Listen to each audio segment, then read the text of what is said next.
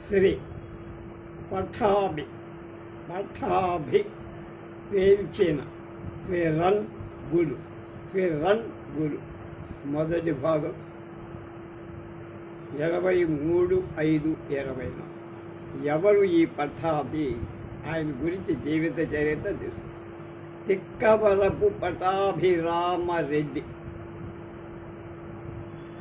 ఆయన ఇలా ఉంటాడు, ఉండేవాడు.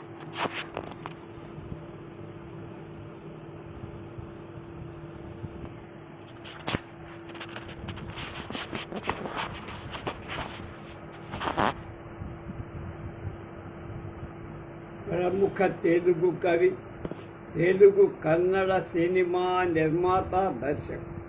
పఠాభిగా అతడు ప్రసిద్ధి. ఫిడేలు రాగాల డజన్, పఠాభి పంచాంగం అనేవి అతని ప్రసిద్ధ రచన. తెలుగులో పెళ్లినాటి ప్రమాణాలు, శ్రీకృష్ణార్జున యుద్ధం, భాగ్యచక్ర చక్రం సినీ నిర్మాణం చేశారు. కన్నడ సినిమా రంగాన్ని తొలి స్వర్ణ కమలం సాధించి పెట్టిన సంస్కార చిత్రాన్ని నిర్మించి దర్శకత్వం వహించి చండమారుత, శృంగారమాస, దేవరకాడు అనే కన్నడ సినిమాలను నిర్మించి అతడు బహుముఖ ప్రజ్ఞాస, సాహిత్యం, సినిమాలే కాక రాజకీయ, సామాజిక రంగాల్లో కూడా విశేష కృషి చేశారు. పఠాభి 1919 ఫిబ్రవరి 19న నెల్లూరులో జన్మించి తండ్రి తిక్కవరపు రామిరెడ్డి భూస్వా, మనకు రమణారెడ్డి ఇంటి పేరు కూడా అదే. తల్లి సుదర్శన. మహాత్మా గాంధీ వాళ్ళ ఇంటికి వచ్చిన ఆయన బాల పఠాభి ఒక అరటి పండు చేతిలో పెట్టారు. గాంధీజీ స్ఫూర్తితో అంతా స్వాతంత్ర సమరంలోకి దూకారు ఆ కుటుంబం. రవీంద్రనాథ ఠాకూర్ స్ఫూర్తితో పఠాభి శాంతి నికేతన్కు వెళ్ళి చదువు. పట్టభద్రుడయ్యాక కలకత్తా విశ్వవిద్యాలయంలో ఆంగ్ల సాహిత్యంలో మాస్టర్ డిగ్రీ, అంటే ఎంఏ ఇంగ్లీష్. 1938లో కలకత్తా నుండి తిరిగి వచ్చి కొన్నాళ్ళు గూడూరులో, మెడ్రాస్కి ఇవ్వతారు, కుటుంబ వ్యాపారమైన అభ్రకం ఎగుమతి చేసే వ్యాపారం చేశారు. తర్వాత అమెరికాలోని కొలంబియా విశ్వవిద్యాలయంలో గణితం, సినిమా కళ మీద చదివారు. అమెరికా వెళ్ళే ముందే ఫిడేలు రాగాల డజన్ రచించి చేశారు. తెలుగు ఆధునిక కవిత్వంలో ఒక కొత్త పుంతలు తొక్కింది. ఇప్పటికీ దాని ఆదరణ ఉండటం గమనాలు. రెండవ ప్రపంచ యుద్ధ సమయంలో ప్రతి ఒక్కరూ సైన్యంలో చేరాలని అమెరికా బలవంతపు చట్టం ప్రకారం సైన్యంలో చేరితే మాంసాహారం తినక తప్పదని తన శాకాహార నియమం వదులుకొనేందుకు మనస్కరించ 6 నెలల సాహసోపేతమైన సముద్రయాత్ర చేరి దక్షిణ అమెరికా, ఆఫ్రికాల మీదుగా నౌకలు భారతదేశం చేరారు. మద్రాసులో ఉన్నప్పుడు 1947లో స్నేహలతా పావెల్ అనే మహిళను ప్రేమించి పెళ్లి చేసుకున్నారు. ఇది మతాంతర వివాహం. ఆమె నటి, సామాజిక కర్త కూడా. 1925 హేడన్లో జన్మించిన స్నేహలత పావెల్ పూర్తి పేరు స్నేహలత జాయస్ ప్యాట్రీసియా పావెల్. తల్లి లీలావతి ఘోష్, బెంగాలీ మహిళ. తండ్రి జేమ్స్ ఎబనైజర్ తరంగరాజు పావెల్, తమిళుడు. కనుక పట్టాభి ప్రేమించిన స్త్రీ కోసం అపారమైన ఐశ్వర్యాన్ని కూడా వదులుకున్నారు. People's Union of Civil Liberties వ్యవస్థాపకుల్లో సభ్యుల్లో ఆయన. సోషలిస్టు పార్టీలో చేరారు. భార్య భర్తలు వీళ్ళు.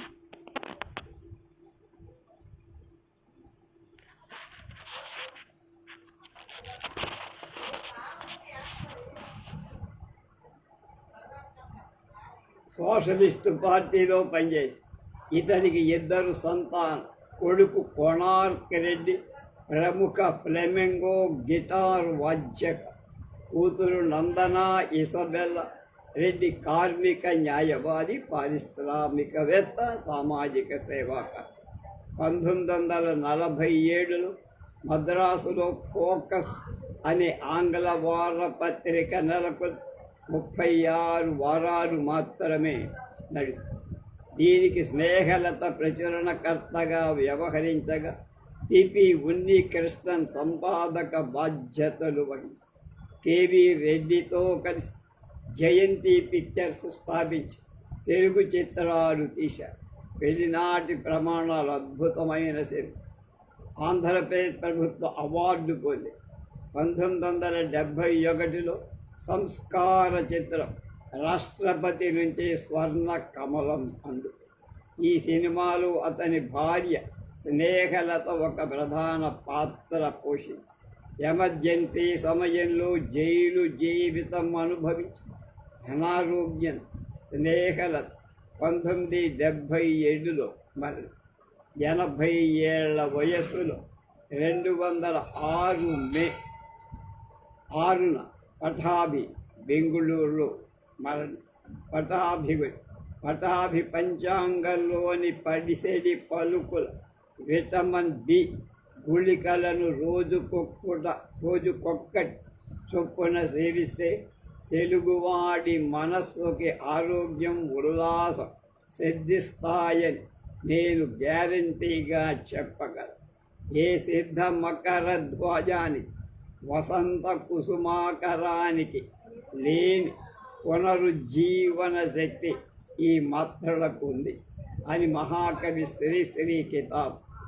భావ కవిత్వం మీద పని పట్టుకొని దండయాత్ర చేసిన వాడు పట్ల ఫిడేలు రాగాల డజన్ భావ కవిత్వ హేళన ప్రతిభావంతంగా చేసిన కావ్యం. శుక్లపక్షంలో జడ దృక్పథంతో భావ కవిత్వాన్ని హేళన చేసిన కావ్యం ఇది కాదు. భావ కవిత్వం వల్ల ఏర్పడిన జడత్వాన్ని తొలగించే దృక్పథం చేసిన ప్రాణవంతమైన హేళన అన్నాడు వెల్చేర్ నారాయణ. 1930-40 మధ్య భావ కవిత్వం మీద తిరుగుబాటు చేసి కొత్త ప్రయోగాలు చేసిన కవులు, భావ ప్రధానంగా తిరుగుబాటు చేసిన వాళ్ళు శ్రీరంగం నారాయణ బాబులు, ఛందస్సు ప్రధానంగా తిరుగుబాటు చేసిన వాళ్ళు శిష్టా పటాభి, రావి రంగారావు.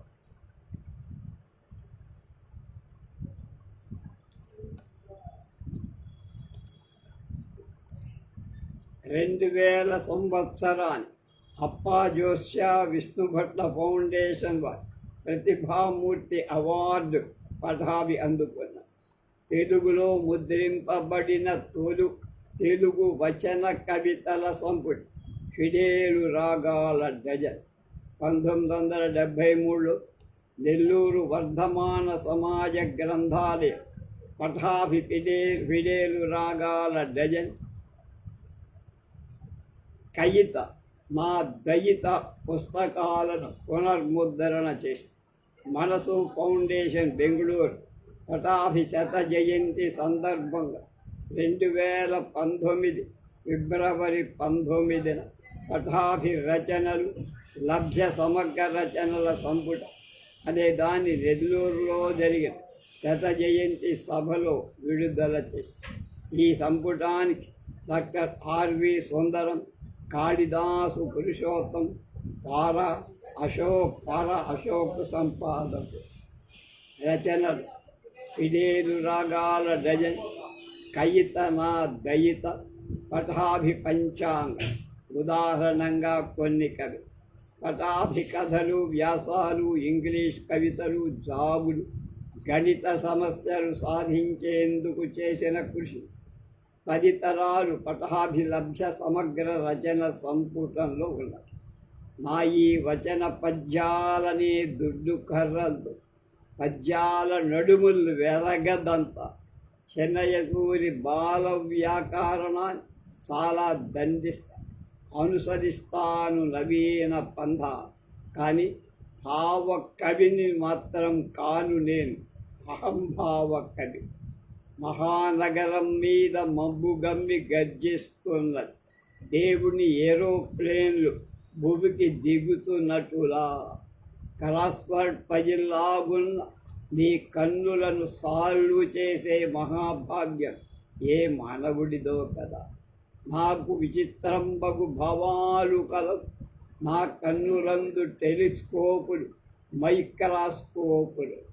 సినిమాలు, సంస్కార 1970, చండమారుత 77, నిమజ్జనం 1979, శృంగార మాస 1984, దేవరకాడు 1993, పెళ్లినాటి ప్రమాణాలు, కృష్ణార్జున యుద్ధం, భాగ్యచక్రం.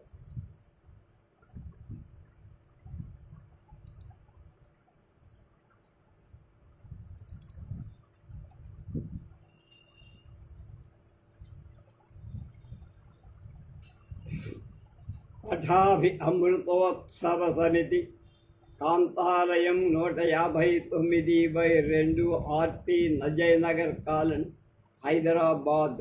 దావాడు ఈ పుస్తకాన్ని, ఇప్పుడు మనం చదివే పుస్తకాన్ని పెట్టిన.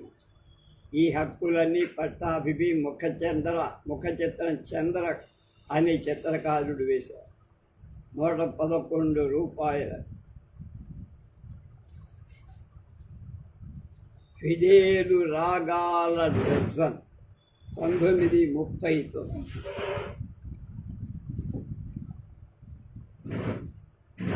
తొలి ముద్రణ 1939 జూలై ఆగస్టు, రెండవ ముద్రణ 1973 జనవరి.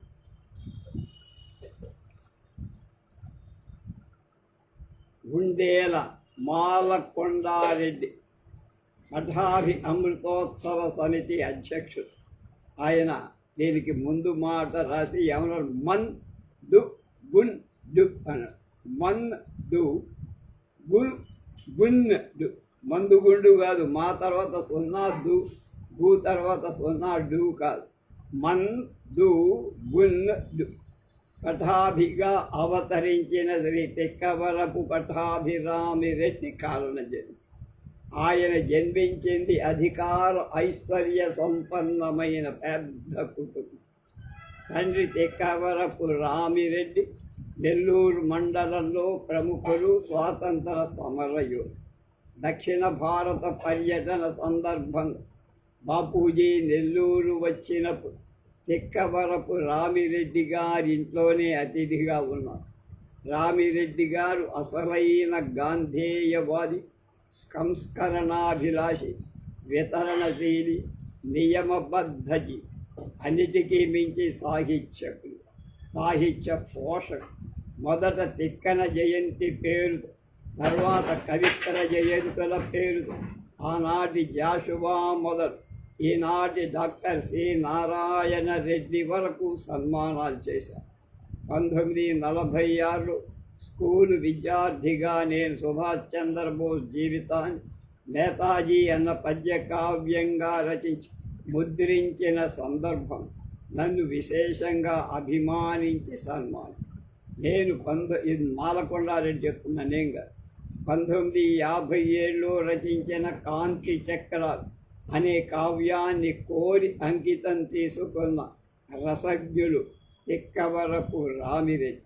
శాంతినికేతన విద్యార్థి, స్వాతంత్ర వీరుడు, సాహితీవేత్త, మద్రాసు రాష్ట్రంలో మంత్రి మొదలు ఆంధ్ర రాష్ట్ర ముఖ్యమంత్రిగా, కేంద్ర మంత్రిగా, యూపీ గవర్నరుగా ఎన్నో మహోన్నత పదవులు అలంకరించి శ్రీ బెదవాడ గోపాల రెడ్డి గారి పఠాభి స్వయానా మేనల్లుడు బావుమర్ది కూడా. ఆనాడు నెల్లూరులో సుదర్శన్ మహల్ అంటే పట్టాభి జన్మించిన మందిరం లక్ష్మీ సరస్వతి సుందర్ సంఘీ సాంఘిక రాజకీయ సంరంభ బంధు. ఇది పట్టాభి జీవిత నేపథ్యం. అదే ఆయన పేల్చబోయి ఫిరంగులకు దట్టించిన మందులు. ఆనాటి సంప్రదాయక సాంఘసత్వాన్ని వ్యతిరేకి అందులోంచి బయటికి వచ్చి తిరుగుబాటు జెండా ఎగరేసిన విప్లవ భావం. అధికారాన్ని ఐశ్వర్యాన్ని కాలదన్నిన త్యాగశీలి పట. ఆయన తండ్రిది ఒకే మాట ఒకే పటాభిధి అంతే. ఆ తండ్రి కొడుకుల్ని కలపాలని నేను చేసిన ప్రయత్నాలు ఫలించలేదు.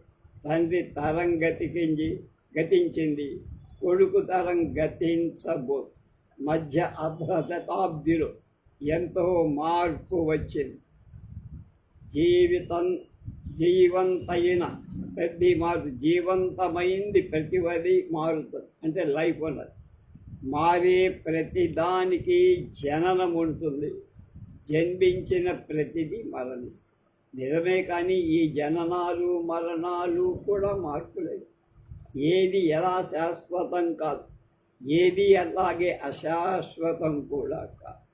ఇది ఇంతే, ఇట్లాగే ఉండాలి, ఇలాగే ఉంటుంది, ఇది మారడానికి వీల్లేదు అని శాసించడం. అలా శాసించే వారి అమాయకత్వాన్ని, మూర్ఖత్వాన్ని చిహ్నంగా భావించి సాహిత్య పరిశోధకుల అంచనా ప్రకారం తెలుగు కవిత్వం ఉదయించి సుమారుగా 1000 ఏళ్ళు. అంటే అంతకుముందు తెలుగులో అసలు కవిత్వమే లేదనా శిలా శాసనాలు, తామర శాసనాలు, చాలా పద్యాలను చూడొచ్చు. మల్లంపల్లి వారు, వేటూరి వారు, దివాకర్ల వారు చాలా వెలికి తీసి చూపించి నన్నయ్యతోనే ఆ స్థాయి చందోబద్ధమైన కవిత్వం అవతరించి ఉంటుందనటం విమర్శకు నిలబడ. నన్నయ్య పద్య రచనకు తిక్కన పద్య రచన చాలా తేడాలు. అలానే నన్నయ్య తిక్కనల పద్య రచనకు, ఎర్రాప్రగడ పద్య రచనకు భేదాలు. అయితే ఈ తేడాలు సామాన్య పఠిత కనిపెట్టగలిగినంత సులువుగా ఉండకపోదు. పద్యం ఎత్తుగడలు, ముగింపులు, పద్యంలో వాడిన భాషలు ఈ భేదాలుండవు. ఒక్కొక్కసారి తను చెప్పదలుచుకున్న భావాన్ని స్పష్టంగా, సుందరంగా చెప్పడానికి తన మాతృభాషలో అనువైన పదం లేనప్పుడు అన్య భాషల నుండి అందుకు తగిన పదాలు ఎన్నుకుంటాడు. ఈ అన్య భాషలు ఇరుగు పొరుగు ప్రాంతాలే అయి ఉండాల్సిన పని. అవి ఈ దేశానికి సంబంధించినవి కావు, ఇతర దేశాలకు కూడా కావు. త్రాసు అనే పదాన్ని తిక్కన శాంతి పర్వంలో వాడారు. ఇది సామాన్యుడి సంస్కృత పదం అన్న భ్రమ కలిగిస్తుంది. ఇది సంస్కృత పదం సరికదా, దేశ్యం కూడా. తరాజ్ అనే పర్షియన్ పదం మన వాడుకలో రాజు అయ్యాడని. ఆయన తిక్కన పద్యంలో త్రాసుగా సాక్షాత్. అసలు అన్న పదం యొక్క మూల రూపం అరబిక్ భాషలో అస్సల్గా తప్ప మనకు కనిపి. ఈ పదాన్ని శ్రీనాథుడు ఉపయోగించి. ఖర్చు అన్నది అరబిక్ పదం. ఈ భాషలో ఇది ఖర్చుగా నా మనకు వినపడుతుంది. పల్నాటి చరిత్రలో శ్రీనాథుడు ఈ ఖర్చును కూడా వాడుతాడు. అంతదాకా ఎందుకండి, రోజు మనం వాడే రోజు అనే మాట ఉందే, అది పర్షియన్ పదం రోజ్. ఇది పల్నాటి చరిత్రలో శ్రీనాథుడు వాడు. మేకు అసలు రూపం మేక్, పర్షియన్ పదం. ఇది వరాహ పురాణ కర్త ఉపయోగం. ఖుషి అన్న అరబిక్ పదాన్ని మనం హరవిలాసంలో చూడదు. తేజ అన్నది పర్షియన్లో తేజ్ అనేది. గౌరన రాసిన నవనాథ చరిత్రలు, దూర్జటి కాళహస్తీశ్వర శతకంలో మనం దాని పద ప్రయోగాన్ని చూడ ఎక్కడి దాకా ఎందుకు కుందనం తెలుగు పదం కాదే, సరిహద్దు తెలుగు పదం కాదే, కాగితం, చికిరి, జులుం వంటివేవి తెలుగు పదాలు. ఆఖరు మనం రోజు వాడే అలమర, లాల్చి, బొత్తం, బాల్చి అంటే బొక్కె, బొత్తాలు అంటే గుండీలు కూడా అన్యదేశాలే. ఇవన్నీ మనం ఇప్పుడు గుర్తు చేసుకోవటానికి కారణం చెప్పదలుచుకున్న అంశం తాను ఆశించినంత స్పష్ట, శక్తివంత, సూటి, సుత్తి లేకుండా అంటమే సుందరం చెప్పటానికి అనువైన పదాలను అన్ని కాలాల కవులు అన్ని భాషల నుండి అందిపుచ్చుకున్నారని చెప్పటం కోసం మన ఫిడేలు రాగాల డజన్ పటాభి చేసింది కూడా ఆ పని. పాతను చూడటానికి అలవాటు పడి పాతను మాత్రమే చూడగల కళ్ళ ఏ కొత్త దృశ్యమై వింతగా విడ్డూరంగా కనపడటం లేదు. ఇంతను వికృతంగా చిత్రించేదాకా వాళ్ళకి నిద్రపడదు. ఏ చిన్న మార్పును వాడు ఒప్పుకోడు. కానీ కాలం అన్నది వీరి ఇష్టాల కోసం ఎదురు చూడదుగా. వీటన్నిటి మీద నుంచి అది ప్రవహిస్తూ పోతూనే నిత్య స్రోతస్వి.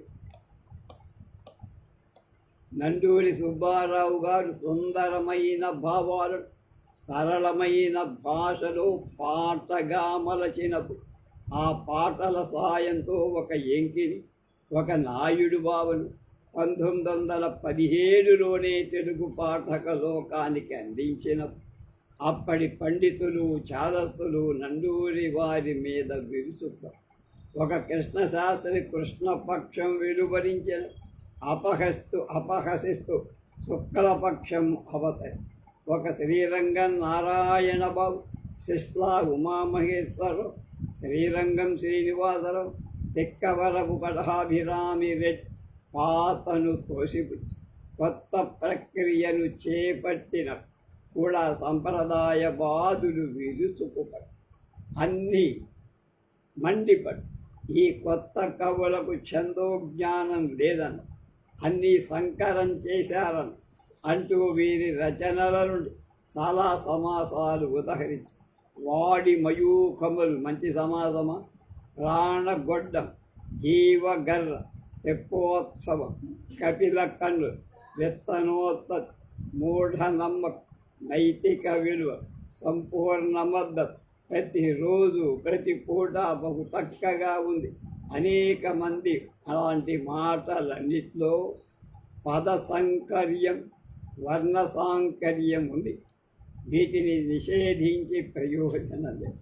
మార్పు అనివార్యం అనే సత్యాన్ని గ్రహించక సుమారుగా 5.5 దశాబ్దాల కింద తెలుగు సాహితీ క్షేత్రంలో అడుగు మోపిన పటాభిగా ఫిడేలు రాగాల డజన్ ఆ క్షేత్రాన్ని కుదిపేసి అల్లకల్లోలం చేసి పారి అధిక సంఖ్యకు పటాభిని దుమ్మెత్తిపోయగా కొద్ది మందే కావు పటాభిపక్షాన నిలిచి ఆయనకు మద్దతునిచ్చారు. ఆయన కొత్త కవిత్వంలోని కొత్త అందాలు ఆంధ్రుడు యథాశక్తిగా తెలియచేసి పటాభిని ఆదర్శంగా భావించినవాడు, ఆయనను అక్షరాల అనుసరించినవాడు, ఆయననే ఆదర్శంగా తీసుకున్నవాడు. తెలుగు విమర్శకులను రెండుగా చీల్చిన కొద్ది మంది కవులు పటాభివక్త. ఇంతవరకు వెలువడిన 3 కవితా సంపుటాలను కలిపి పటాభి పేల్చిన ఫిరంగులుగా ఒకే పుస్తకంగా ప్రచురిస్తారు. కొన్ని రూపాలను యథాతథంగా ముద్రించటం వల్ల భావి పరిశోధకులు ఎక్కువ ఉపయోగంగా ఉంటుందన్న అభిప్రాయంతో కొన్నిటిని యథాతథంగా ఉంచి, ఉదాహరణ పటాభి పంచాంగంలో ఏప్రిల్ మాసానికి చెందిన 11వ అంశంలో థర్డ్ క్లాస్ ప్రసక్తి వస్తుంది. ఇప్పుడు ఆ 3వ తరగతి రైళ్లలో లేదు. అయినా ఒకప్పటి దుస్థితి తెలుస్తుంది కనుక అలానే ఉంచు. అలాంటిదే ఫిడేలు రాగాల డజన్లో కూడా కనవు. తొలి ముద్రణ పుస్తకం అట్ట మీద ఫిడేలు బొమ్మ ఉంది. రెండవ ముద్రణలో ఈ ముఖ చిత్రం. తొలి ముద్రణ ప్రతిని సేకరించడం యథాశక్తిగా కృషి చేసిన లాభం కనపడదు. వివిధ పత్రికలలో పటాభి కవిత్వం మీద సువిమర్శలు, కువిమర్శలు, ప్రతివిమర్శలు చాలా.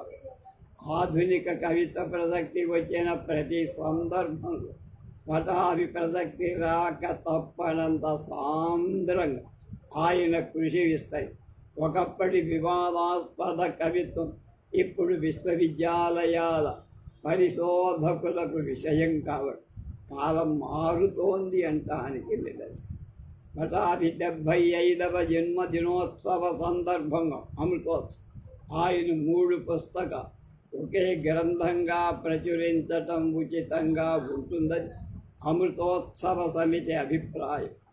మా ఈ సంకల్పం ఆమోదించిన పటాభి గారికి కృతజ్ఞత. బృహత్తరమైన ఈ కార్యక్రమాలు అడుగడుగునా నగరికి సహకరించిన వాళ్ళెందరో ఉన్నారు. అందులో శ్రీ రావెల సోమయ్య, ఎంఎస్ రెడ్డి, పర్వతరెడ్డి బాబుల్ రెడ్డి, తెక్కవరపు సుబ్బరామరెడ్డి, డాక్టర్ రావూరి భరద్వాజ గారు హృదయపూర్వక అభినందిస్తారు. ఈ సందర్భంలో ప్రత్యేకంగా పేర్కొనదగిన వదాన్ని శ్రీ మాగుంట సుబ్బరామరెడ్డి పటాభి గ్రంథత్రయాన్ని ఒకే పుస్తకంగా ప్రచురించడంలో, అభినందన సంచికను వెలువరించడంలో వారందరూ చేసిన ఆర్థిక సహాయం మరువరు. ఈ శుభతరుణంలో మా పక్షాన పటాభి అమృతోత్సవ సమితి పక్షాన మాగుంట సుబ్బరామరెడ్డి గారి ధన్యవాదాలు అందిస్తూ ఎందరో మహానుభావులు అందరికీ వందన చెబుతూ డాక్టర్ గుండేల మాల కొండారెడ్డి, అధ్యక్షుడు, పటాభి అమృతోత్సవ సమితి, కాంతాలయం, విజయనగర కాలనీ, హైదరాబాద్, 1994 ఫిబ్రవరి 19.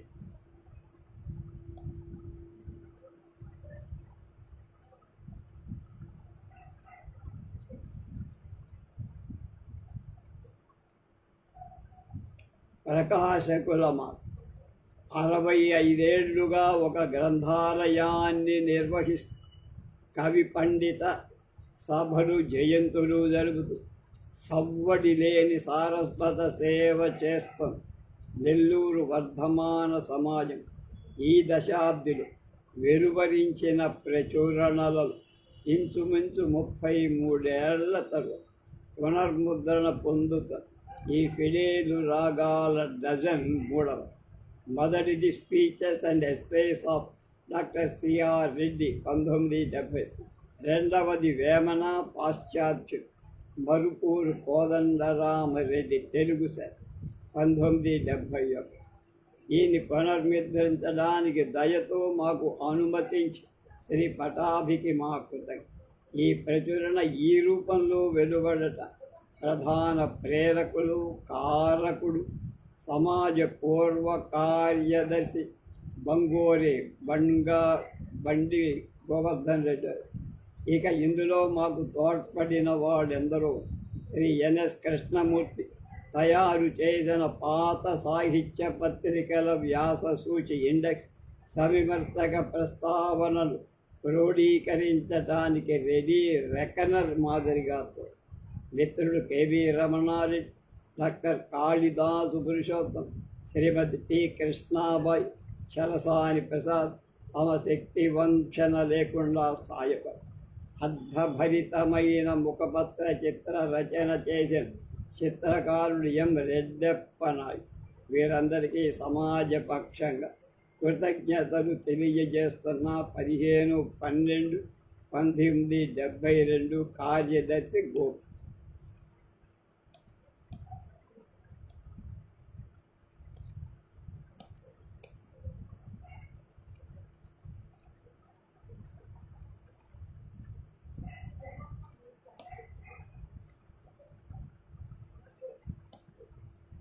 దీనికి పట్టాభిరామిరెడ్డి ఇంగ్లీష్లో తన భావం చెప్పారు.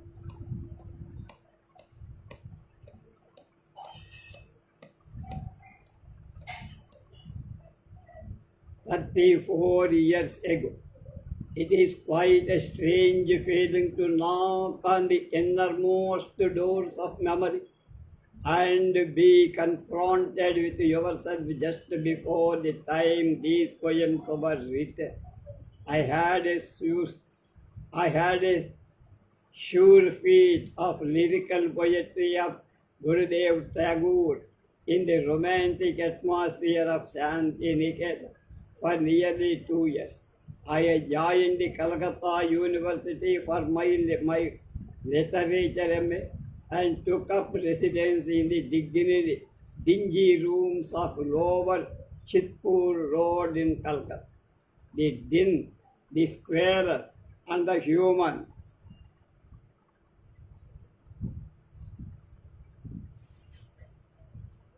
misery shocked me to the core.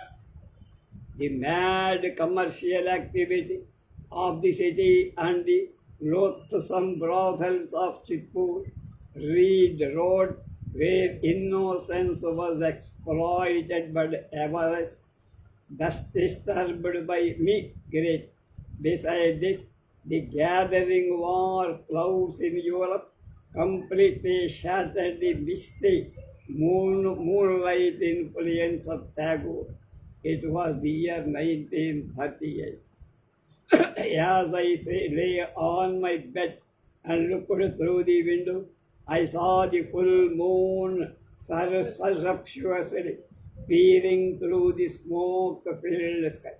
Had 1,000 metaphors I had read in the Bhava Kavita, in Prabandhams, and in Tagore's song, suddenly lost all their meaning. It was at that moment I found the point of view, rather the angel of attack which later formed the basis of this book. I remember I distinctly felt sick inside me. My heart was indeed an Ashanti Niketan.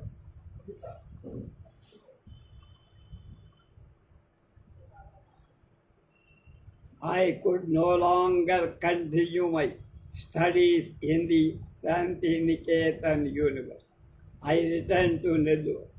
I reluctantly entered my family business of mica export at Guru. I used to travel often between Madras and Nellore. Business life least interested me, though the prospect of going to the USA tempted me to stick to it. I used to meet Sri and Mallavaram Vispeswara whenever I went to Madras. It is at this time that I wrote Ragala Dozen, when with the basic experience of Calcutta providing my viewpoint. I intended on my observations in Madras and Nellore to cull the material necessary for my first book of poems. The authors who influenced me most were Sri and Chera. I read and reread the prose poems of Walt Whitman, Oscar Wilde's Ballad of Reading Gaol haunted me constantly. The writings of Louis Freud interested me in a great deal. Above all, the negative influence of Tagore had a great deal to do with the pattern I envisaged for my book. I consciously tried to break away from his imagery. Another person who made a powerful impression on me was Albert Einstein, both as a man and as a mathematician. I was amazed by the daringly original thinking in propounding his theory of relativity. Earlier, while in Shantiniketan, I experimented a great deal with end rhymes. I was in search of a new sound. Tagore had discarded the Sanskrit meters and successfully tried various types of meters with end rhymes in Bengal. But this was a singularly difficult task in Telugu because with most of the words ending in do, move, wool, particularly every word rhymed with the other. However, I am glad the experiments I did bear fruit, as a considerable body end rhyme poetry was now come to pass. Of course, the end rhymes were not meant to be an end in themselves. It was more a way of trying to change the content as well. But for this book and for the agitated feelings I had, which I wished to convey, I felt I had to find a few new weapons. I wanted the readers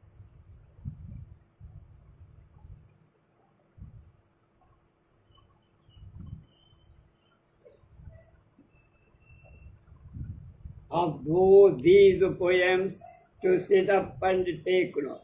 I was prepared for even abuse. Abuse would have served my purpose admirably. It is aptly said that apathy that kills, only out of friction can progress be achieved. This also explains why I wrote all the poems in first person singular. Buffoonery, egoism, and sex were all part of my arsenal. And a Mandugusa. I had to find a rhythm that reflected the beat of the city, which is a cacophony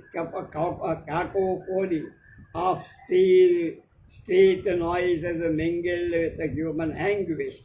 This ruled out the traditional prosody and even the native meters of Geya Kavitva. There is an aspect of prosody which is its incantatory effect. Verse, however revolutionary, lulls one to a sense of well-being and satisfaction. The chaos of the external world and would not brook a proper grammar. The bunking of established values was essential before a new order could be built. I wanted to peer behind the smug mask that society wears. All these thought not explicitly, as I mentioned, were within me when I composed these poems. If my poems had succeeded in any small way in making some people at least realize the shackles which the society is fettered with, I would consider my effort to have been worthwhile.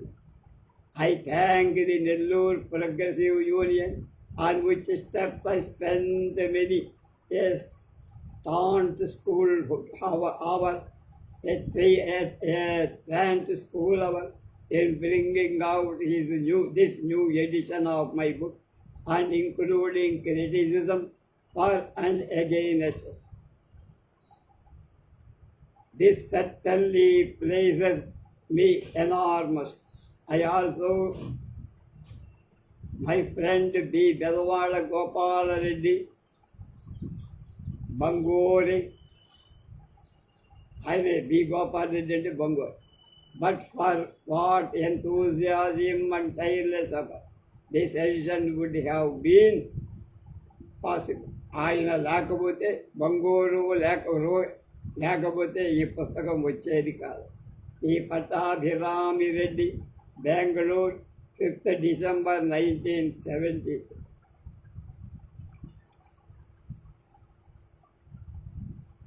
పక్క పక్కలు వెక్క వెక్క మొదలు ఈ పొడుగాటి కోడలు పాటల్లో నాకు చిత్రాలైన భారాలు ఎన్నో భావాలు ఎన్నో నాడి అయినట్టి కొనగోళ్లతో చురుకు మనసట్లు పెట్టిన చక్కి గిలిగింత షో ఏమనను తెలుగుదేశాన ఈ రాగాల డజను దెబ్బలుగా అరడజన్ పూలుగా 1000 కన్నీటి చొక్కలు వేడిగా 100 వెక్కిరింపుల నాలికల్ సాచినట్టు దిక్కుల పకపకల్ వెకల్ పగిలి చెవులు ఘోషించి కలవరపరచగలం అన్నాడు చరణ్. దీనికి రాస్తాడు రాగాల డజన్ కాదు, దీన్ని రోగాల డజన్ అన్నాడు గదవాడ రామచంద్రాయ.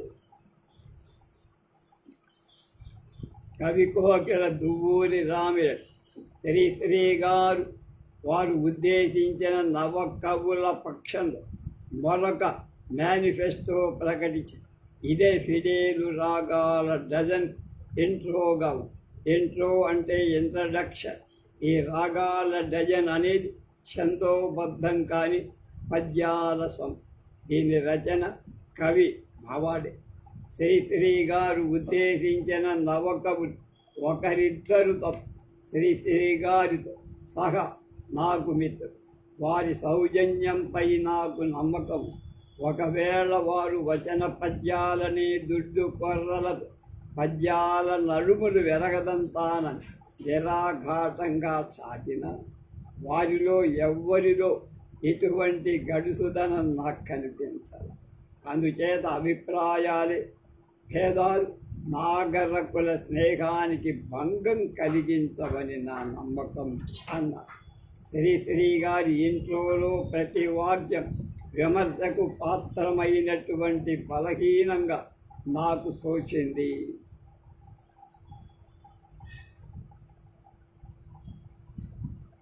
ఒక అక్షరానికి 1,00,000 అర్థాలు ఉన్న కవులకేమీ ఇబ్బంది, ఒక మాటకు 10 పర్యాయాలుండినా ఏమీ దిక్కులే.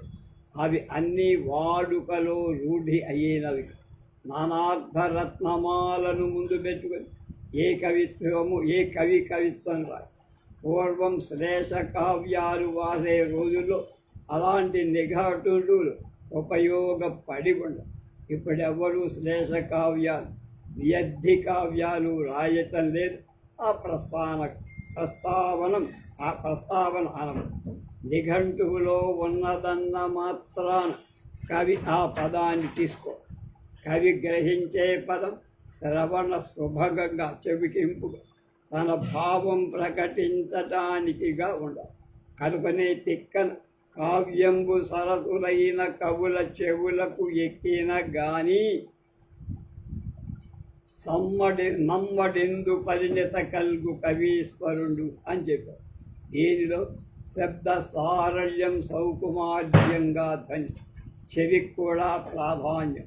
వెంకటి సోరణ పొసగ ముత్తెబుసరు పోకడించిన లీల తమలోన దొరయు శబ్దముల గుచ్చి అని వరడ హార్మనీని సూచించి నానార్థ నిఘంటువులుండినందువల్ల ఆంధ్ర మహాభారతం, భాగవతం మొదలైన గొప్ప గ్రంథాలను రచించిన పూర్వ కవులకు కానీ నేటి కవులకు కానీ ఎలాంటి ఇబ్బంది కలగటం లేదు. నవకవులు మాత్రమే ఈ బాధకు ఎందుకు కలగాలి? ఒకవేళ నవకవులు నానార్థమాలాది నిఘంటువులు మున్సిపాలిటీ వారి చెత్త దిబ్బల స్టోర్ అనుకోకున్న పక్షంలో ఆ చెత్త దిబ్బలు మనం నడిచే రాజ్య మార్గాలలో లేవు. వాని వెతుక్కుంటూ పోయే వాళ్ళకే కనదు. ఈ చెత్త దిబ్బల భారం ఏ కవి మోయటం లేదు. అందులో నవకవులు తాము మోస్తున్నామని భరింపలేమని అనుకుంటారేమో, అది వాళ్ళ భ్రాంతి. వాక్యాన కర్త కర్మ అనుబంధ క్రియ అనుబంధానికి నవకవి విడాకులిస్తారు. ఒక క్రియ మాత్రం నిరంకుశంగా విహరిస్తే కొందరు కళ్ళు పొడుచుకోవటం ఎందుకని శ్రీ చిన్నయసూరి బాల వ్యాకరణాన్ని దండిస్తామని నవకవులపై చిన్నయసూరి గారిని విమర్శించాల్సిన భాగాలు వేరే ఉన్నాయి. అది కర్మ క్రియల్లో కాదు. ఆ పని దక్షులైన పండితులు పూర్వమే చేసేశారు. సమస్య మనుష్యులు అన్యోన్యం మాట్లాడుకోవటం, తమ భావాలను వెల్లడి చేయటానికి భాష హక్కు. మనం వాక్యాలతో మాట్లాడుకోండి, కానీ ఒక వాక్యం కనీసం ఒక కర్త క్రియ ఉండటం అవసరం. ఈ నియమం అనుభవజన్యమైన అవసరం వల్ల పుట్టే. ఒకప్పుడు ఇద్దరు మనుషులు మాట్లాడుకునేటప్పుడు ఒక క్రియనే ఉపయోగించి ఎలా వస్తావా అంటే వస్తున్నారా అనొచ్చు. అప్పుడు కర్త తేలిగ్గా ఊహించుకొనబడతారు. మౌళవాణ్ణి గురించి చెప్పేటప్పుడు వస్తాడ్రా అని అంటే ఎవడ్రా అని రెండో వాడు అడగాల్సిన పరిస్థితి. రాముడురా అని మళ్ళా వీడు జవాబు చెప్పాలి. అలాంటి సంశయం కాలకరం. ఇబ్బంది పోవటానికి ఒక వాక్యంలో ఒక కర్త ఒక క్రియ అవసరమని చెప్పి ఈ నియమం మన భాషకేగా అన్ని భాషలకి వర్తిస్తుంది.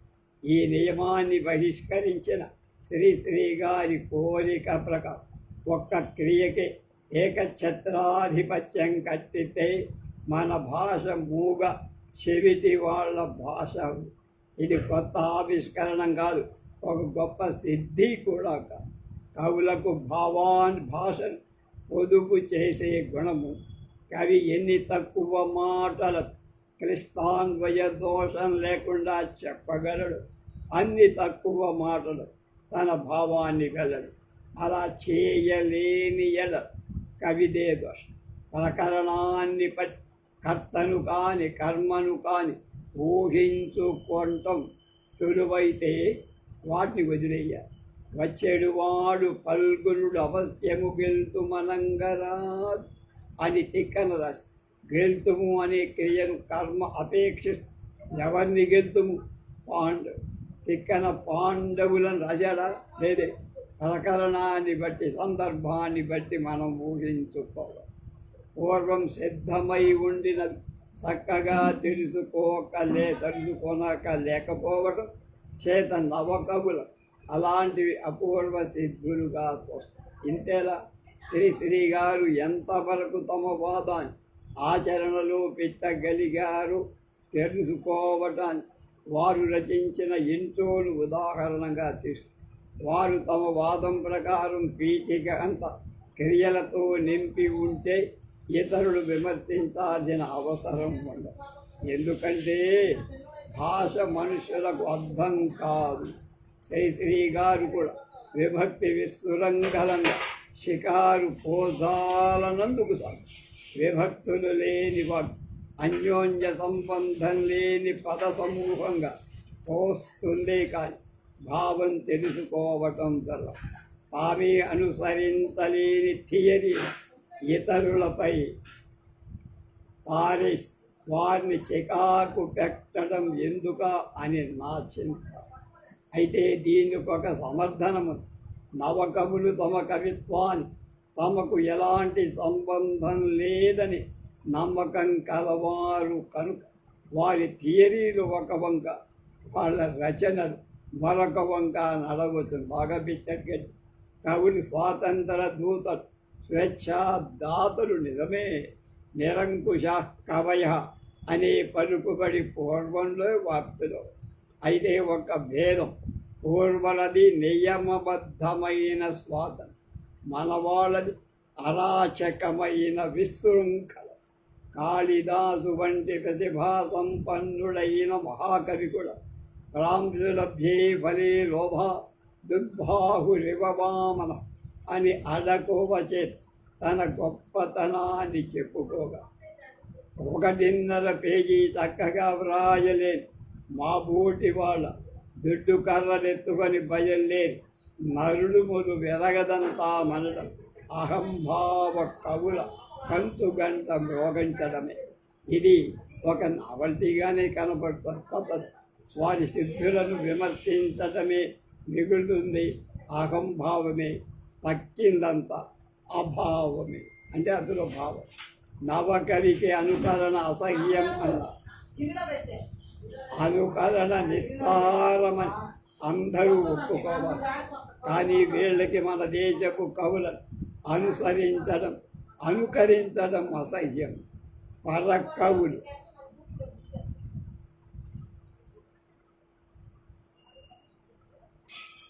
పరకవులను అనుకరించడం పరమార్థం.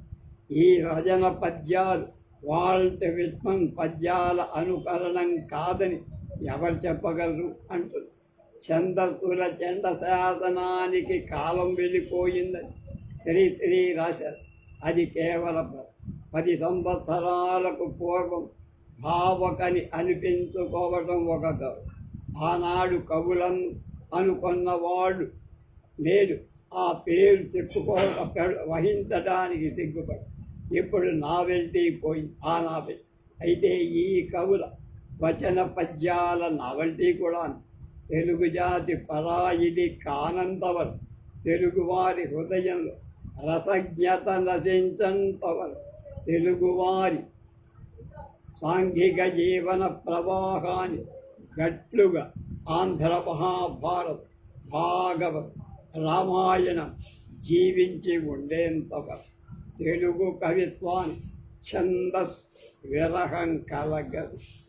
ఎన్ని రాజ్యాలు పుట్టాయి చచ్చాయి, ఎందరు రాజులు గతించారు, ఎన్ని నాగరికతలతో మన సంబంధం తెగింది. అయినా ఇప్పటి వరకు తెలుగులాగా వారంగానే భాగవతం చదివిన వడలు పులకరింపని ఆంధ్రుడుంటాడా? భారతం విని తలయూపని తెలుగువాడుంటాడా? అవి మన జాతీయ స్థితి. దీని ముందు తక్కిన నావెల్టీ హనుమంతుని ఎదుట కుప్పిగంతు.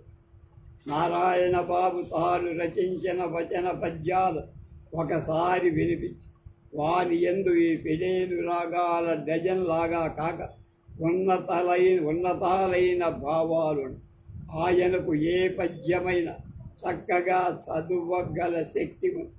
ఆ పద్యంలో ఒకదానితో ఒకటి పొంది పొసగని లయాఖండం అంటే మొజాయిక్ ఆఫ్ రిథం వినిపించి ఛందస్సును పరిత్యజించింది అంటారే. వీటిలో లయాఖండాలు గోచరించడానికి కారణమేమి అని అడిగారు. వానిలో విపద పాదాలు, గీత పద్యాలు తుంటలు కనపడాయి. అవి కాంక్షితంగా పడ్డవి కావన్నాడే. గుడిపాటి వెంకటచలం అభిప్రాయాలను ఒక వరుస పద్యంలుగానే రాశారు. ఆ పద్యం చదివిన వీరు ఛందోబద్ధంగా వచ్చే కవిత్వం కేవలం నవత్వం కోరకు అవయవ విచ్ఛేదం చేసి ఉంటారని నా ఊహకు తట్టి. నా ఊహ యథార్థం కాకపోవచ్చు. ఈ నిదర్శనలు చూడండి అంటున్నా. 1000 కన్నీటి చుక్కలు వేడిగా చెవుల ఘోషించి కలవరపరచ ఈ రెండు పరిపూర్ణంగా ఏటగేటి పాదాలు. వాడి అయినట్టి కొనగోళ్లతోడ నొక్కి చురుకు మనునట్టు పెట్టిన శోకుల మొదటి పాదం నొక్కి అని, రెండవ పాదం శోకులాడి అని చేరిస్తే ఏటగీటి పాదమే అవుతుంది. నూలు వెక్కిరింపుల నాలికల్ దిక్కుల పక్కపక్కలు ఆ నాలికల్గా వెలికి ఆ తేజరిల్లి ఈ రెండు పాదాలు మొదటి దానికి గా వెలికి అలాగే రెండవ దానికి తేజరిల్లు అని చేరితే ఏటగీటి పాదము. వీరి హృదయాల్లో దేవుడు ప్రసాదించిన లయాశక్తి, నవత్వం కోసం సహజ శక్తి అనగదు పరిపూర్ణమైన ఆకారాల్లో అవయవాలు భేదించి వీరు సాధించిన మహాప్రయోజనం ఏమిటయా? ఈ అపకారం వాళ్ళకే కాదు, లోకానికి. ఈ ఒక చిత్రాన్ని 20 తొంటలుగా కత్తిరించి ముక్కలుగా చెట్ల ప్యాక కలిపి మళ్ళా మేజాపై నిలిపిన ఒక అసంబద్ధమైన డిసార్మోనియస్ చిత్రం ఏర్పడు. ఈ విచిత్ర సౌందర్యమైన ఛందో వైకల్యంలో వీళ్ళు ఆశించేది ఈ నవకవులు రచించిన వచనపు తొంటల పద్యాలని ఎలా పేరు జామెట్రీ వలన రోజు పెహరాన్ లయం ప్రకారం కత్తిరించి వివిధ పరిమితులుగా ముక్కలు చేసి ఒకదాని కింద ఒకటి అతికింటే రోజు పొయిట్రీగా ఇది జామెట్రీ కవి. ఈ కవిత్వంలో తిక్కన చెప్పినట్టు చెవి ప్రధానం కాదు, కన్నే ప్రధానం. ఇది తనుభంగం వల్ల గద్యము కాదు, ఛందో విరహితమైనందువల్ల పద్యము. శంకుడిల నడుమంతరముల వేలాడుతూ ఉండిన రెండిటికి చెడిన రేవడి అయ్యింది. ఎంతకాలమైన తెలుగు కవిత్వానికి ఆ వృత్తాలు ఆ శీస పద్యాలేనా, వారేం గతి లేదా, వేరే గతేమీ లేదా అంటే కలదని నేను మనవి చేస్తాను. కొత్త ఛందస్సులు ఆవిష్కరించుకొని కవిత్వం రాయొచ్చు. అవి శ్రవణ సుఖంగా ఉంటే నిలుస్తాయి. ప్రస్తారం వల్ల ఎన్ని వృత్తాలు పుట్టలా, అవి అన్నీ మన చెవికి రుచించినవి మాత్రం నిలిచి ఉండవు. ఆడినదల్లా ఆట కాదు, పాడిందల్లా పాట. శిల్పానికి సంయమనం, రెస్ట్రెయింట్ అవసరం. వీరి యందు అటువంటిది కనపడదు. శ్రీశ్రీ గారు నవకవులు సాధించిన మహాసిద్ధి అని తెలుగుదేశానికి సిఫార్సు చేసిన ఈ పిడేలు రాగాల డజన్ గురించి 2 మాటలు. ఆ పుస్తకం చదివినప్పుడు నాకు కలిగిన భావమే, యవ్వన ప్రాదుర్భావ సమయంలో కామోద్రిక్తుడై కామార్థాహి ప్రకృతి కృపణా చేతనా చేతనిష్ అనే కాళిదాస్ సూక్తి ప్రకారం ఉదాహరణ ప్రాయుడై వలపు పస్తులతో ననసి మతి చెడిన యువకుని ఉన్మత్త ప్రలాప మ్యాడ్ రేవింగ్స్గా నాకు గురించారు. బుర్రా వెంకట సుబ్రహ్మణ్యం గారు చెప్పినట్టు ఒక్క క్లెవర్నెస్ ఉన్నంతలో కవితలో కొత్త తన్నులు, కవికోకిల గ్రంథావళి, వ్యాసాలు 4. రేపు బుర్రా వెంకట సుబ్రహ్మణ్యం గారు త్రివేణి ఆంగ్ల పత్రికలో ఏం రాశారో రేపు తెలుసుకుందాం.